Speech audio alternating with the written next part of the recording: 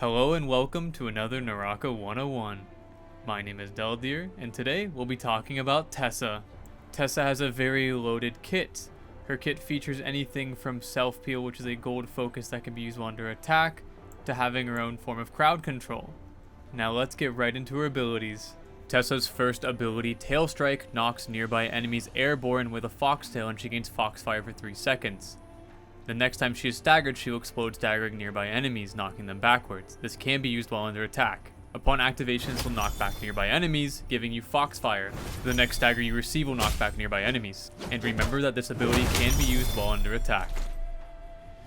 Tessa's second ability, Tail Strike Trap, unleashes her foxtail and summons a tail glow zone in the aimed direction that lasts for 6 seconds once it lands on the ground.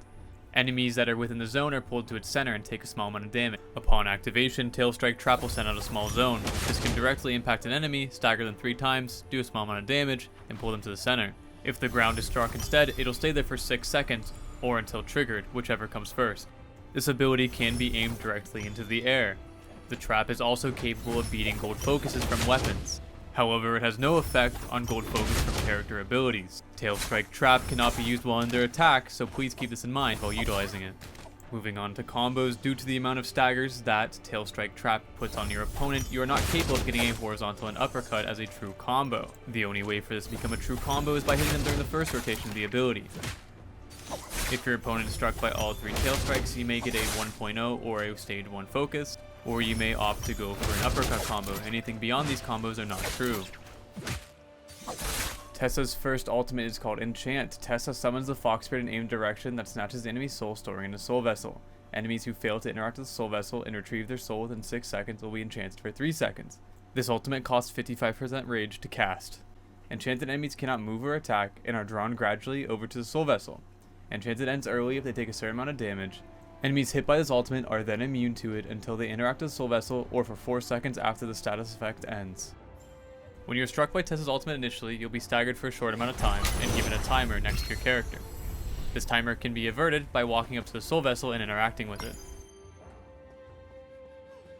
After the first charge used of Enchant that actually lands on a target, your rage will be suspended from regenerating for 15 seconds after. No matter what you do, even attacking, you will not gain rage until the 15 seconds are up. Both of Tessa's current ultimates have a 32-meter range, allowing you to engage from quite a far distance using your ultimate. Once the enemy is struck, a small timer to the right of the character will show up and start counting down. Once the timer reaches 0, the enemy will enchant it, making them unable to move or attack for 3 seconds, and a purple bar will go over their health or armor. This is the threshold needed to break the enchant.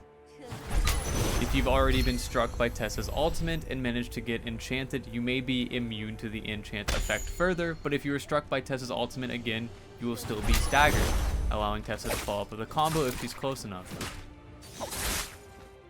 Tessa's second ultimate, Enchant Bite, summons the Fox Spirit in aimed direction that snatches the enemy's soul, storing in a soul vessel. Enemies who fail to interact with a soul vessel and retrieve their soul within 6 seconds will take damage. This ultimate costs 55% rage to cast. Tessa restores a large amount of health as the target takes damage. Enemies hit by this ultimate are then immune to it until they enter the soul vessel or for 4 seconds after the ultimate deals them damage. Tessa's second ultimate is similar to the first. If you are hit, you are temporarily stunned, and when the timer ticks down, you'll take a ton of damage that will go directly to your health. Tessa will heal for the damage done. If Tessa's ultimate strikes multiple opponents, she will heal for the amount that the opponents are hit for, allowing you to restore a large amount of health in one sitting. A small note before we move on to utilization, Tessa's ultimate is capable of going through walls. Both variations are capable of doing this, and it acts the same way. Tessa's ultimate is extremely powerful and is capable of even staggering transformers such as Monk or Tianhai. It not only is the initial cast capable of staggering him, but he is not immune to being enchanted. Yushan in his transformed form is also not immune to being enchanted. The initial stagger also works on Feria during lockdown mode and will also enchant her while in her mech, leaving her vulnerable. Even though the Transformers are not safe from Tessa's ultimate, there are some characters who have abilities that are. An example of this would be Kurumi's Umbrella. If you properly time the tether teleport, you're capable of dodging the charm. Matari's teleporter is also a great way to dodge this enchant, and it's also quite easy depending on how many teleports you're currently running on Matari.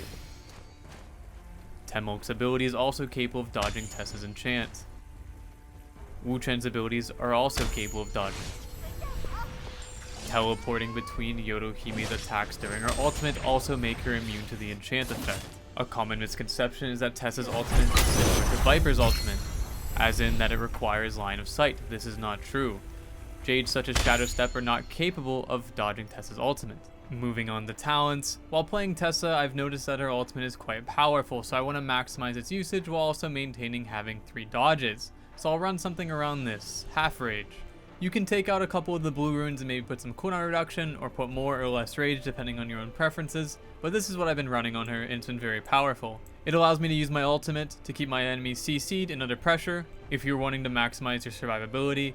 If you're wanting to increase your survivability, you can afford to change out some of these blue grapple distance runes in favor of some cooldown reduction. Given that the main F that I run is her first F, Tail Strike, it does have a long cooldown at 27 seconds. Sacrificing grapple distance for a couple cooldown would definitely trim this down a little bit. Moving on to Cultivation. When you first start playing Tessa, you will not have access to all of her abilities. In order to unlock them, you have to do a series of challenges that will teach you more about the character's lore behind the scenes. The challenges do get progressively more difficult, but you're only required to do the first 2 series of them in order to unlock all of her abilities currently out. Hello and welcome to the end of another NARAKA 101. I would like to start off by saying thank you to NARAKA BLADEPOINT. My name is Daeldir, and I'll see you next time. Bye.